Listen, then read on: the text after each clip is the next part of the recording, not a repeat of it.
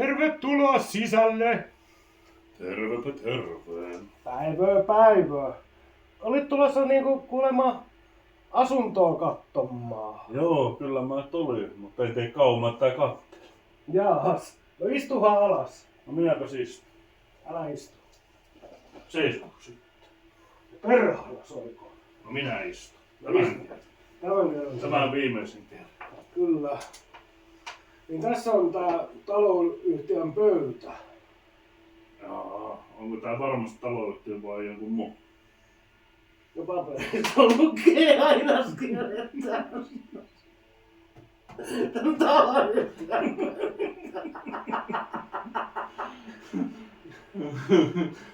Oli muuten hauska vitsi, eikö ollutkin? Oli ihan helvetin huono vitsi.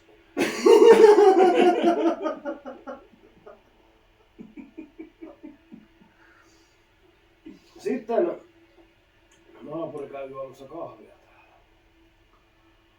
Ai jaa, hattivatit vai? Ostatteko te tämän talon? En todellakaan. En todellakaan. Käytin hyvää työaikaa hukkaan, saakeli. Välillä sitä pitää ottaa vastaan, mitä asiakas antaa. Ei mitään. Perhana, lähdetäänkö baariin? Lähdetään baariin ja sinä tarjoat minulle. No minä tarjoan itselleni.